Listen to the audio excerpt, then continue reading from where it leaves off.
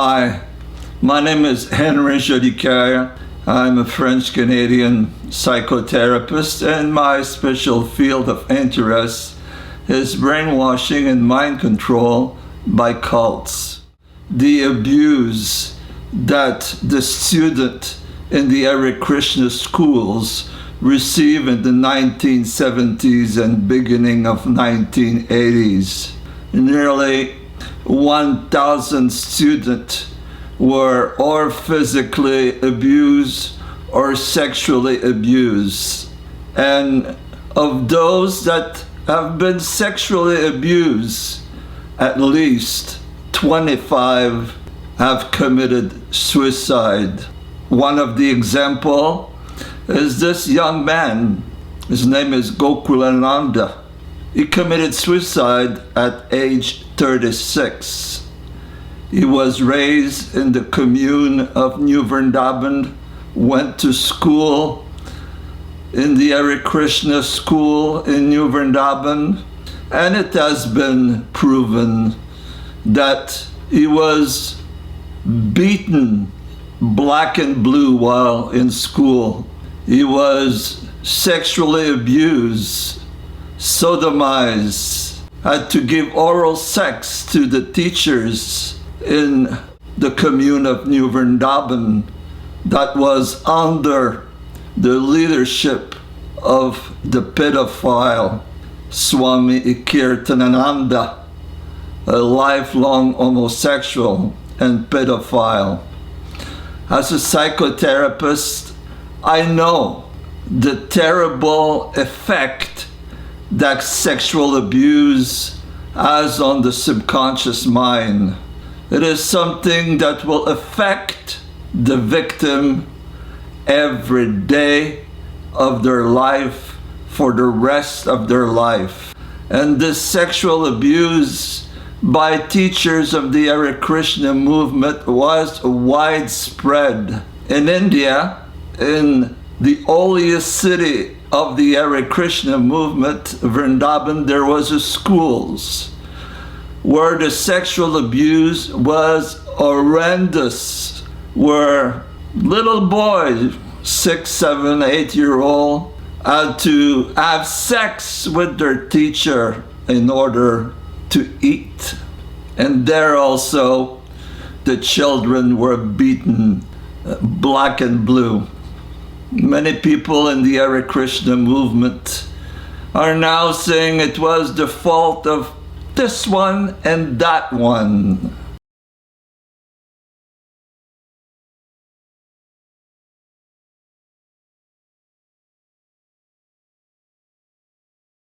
Of that pedophile and this other pedophile. It had nothing to do with the leader of the Hare Krishna movement, Swami Bhaktivedanta. I believe that this is a lie. It is a cover-up. The Hare Krishna movement wants to paint Swami Bhaktivedanta as pure and saintly, that knew absolutely nothing. The sexual abuses that were happening on a daily basis. But there's a story by a man called Bhagavat that you see the picture here. In the last year of his life, Swami Bhaktivedanta was in Allahabad, India, and the leaders of the Vrindavan temple had discovered that one of the teachers had sexually molested most of the kids. So they decided to bring that pedophile to Bhaktivedanta Swami to be punished. And when Swami Bhaktivedanta finally met the pedophile and heard of all the stories of sexual abuse, he simply told the pedophile to leave his Hare Krishna movement. But he told him that he could come back on Sunday to have a little food if he wanted to. He didn't call the police. He didn't send for psychological help for the children. Absolutely nothing. Till the very end, Swami Bhaktivedanta wanted the world to know that his religion was the best in the world, that he had the best schools in the world, that he had the best managers of his temple and schools in the world. If the press in India would have learned that the Vrindavan schools of the Hare Krishna was crawling with pedophiles, and that the children would have to give sexual service in order to eat, it would have been a national scandal.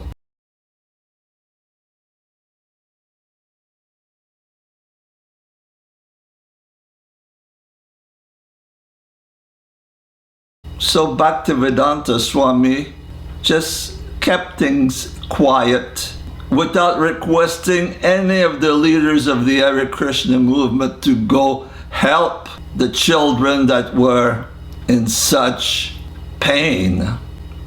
So to say that Swami Bhaktivedanta did not know anything about the sexual abuse in the schools is complete lie, complete deceits. The Hare Krishna movement wants to paint him as a saint, pure and perfect. Actually, the present leaders of the Hare Krishna movement are in power because they're supposed to represent in the purest fashion possible the teaching of Swami Bhaktivedanta. Nobody wants to tell the world that Swami Bhaktivedanta knew very well that hundreds of kids were sexually abused. Unfortunately, Swami Bhaktivedanta taught that the chanting of the mantra Hare Krishna was the remedy for everything. He did not believe in psychologists. He did not believe in psychology. He did not believe in healing the subconscious mind with the help of psychologists. For him to invite psychologists to heal the student that were sexually abused would have been against his principle. Plus, the last thing he wanted is the kids to tell doctors and professionals that their teachers were sexually abusing them in every fashion possible. Sodomy, oral sex, beatings of all types. Everything had to be kept under wrapped.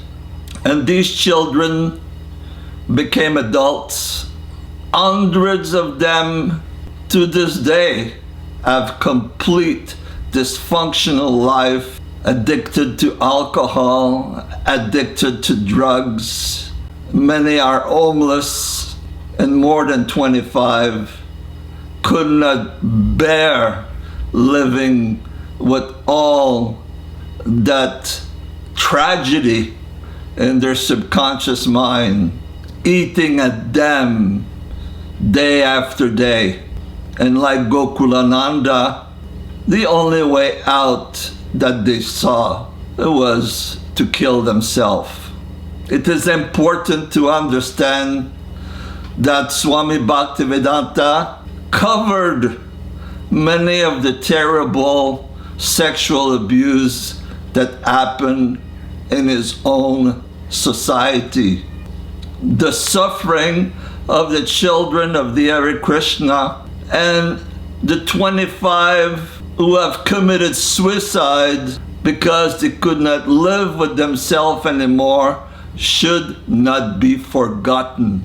Think of that and think of them before you bow down before the picture or the statue of Swami Bhaktivedanta. Thank you very much.